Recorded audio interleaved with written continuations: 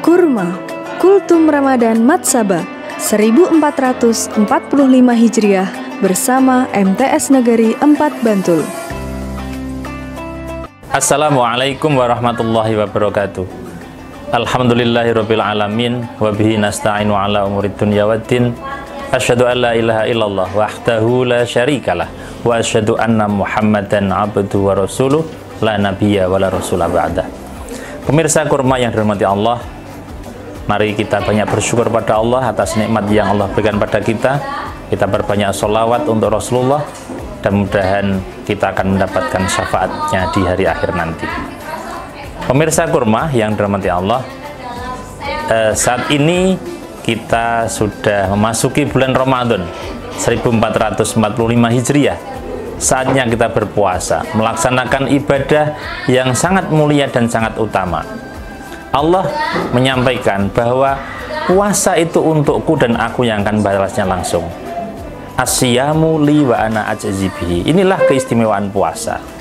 Maka kita diperintahkan untuk melaksanakan puasa ini dengan sungguh-sungguh dan kelak akan dibalas oleh Allah dengan kebaikan yang berlipat-lipat.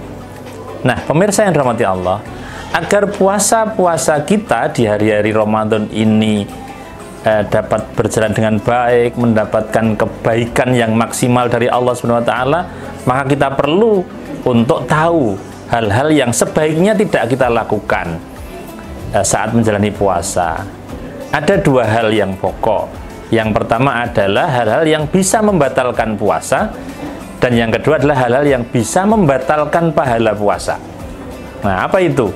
Yang membatalkan puasa jelas saya kira ya, makan dan minum disengaja. Itu akan membatalkan puasa. Berhubungan suami istri dengan sengaja bagi yang sudah bersuami dan sudah beristri. Kemudian muntah disengaja. Nah, semua yang sengaja-sengaja itu tadi, makan, minum, berhubungan suami istri, itu akan membatalkan puasa kita. Dan besok di hari setelah Ramadan kita harus membayarnya karena puasa kita telah batal. Tapi kalau tidak sengaja, itu tidak batal. Ya. Misalnya, ini pemirsa semua pada saat puasa karena hari-hari awal Ramadan, lupa kalau biasanya jam 7 pagi itu sarapan. Dia otomatis ya, seperti sudah jam biologisnya merasa lapar, lalu makan. Tiba-tiba setelah makan baru sadar, saya puasa ya ternyata ya.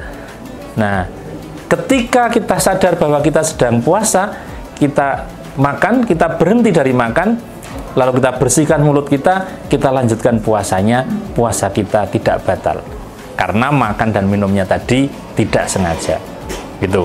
Ini hal-hal yang membatalkan puasa. Tapi ada juga, pemirsa semua, hal-hal yang membatalkan pahala puasa. Puasanya tidak batal, tapi pahalanya batal. Apa itu?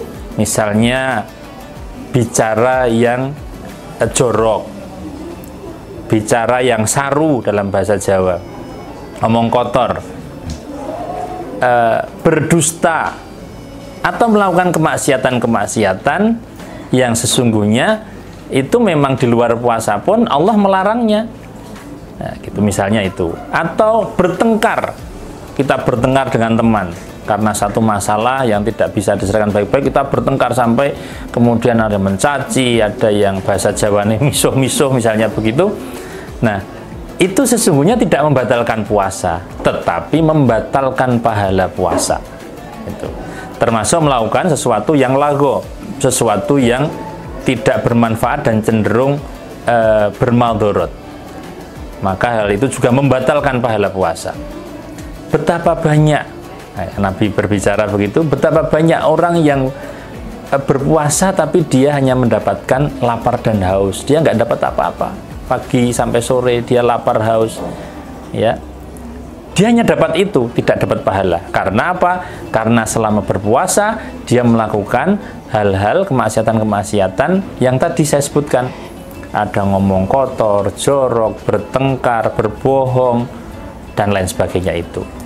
Nah, pada kesempatan ini, saya mengajak pada pemirsa semua, keluarga besar MTS Negeri 4 Bantul, untuk bisa menjalankan puasa ini dengan semaksimal mungkin.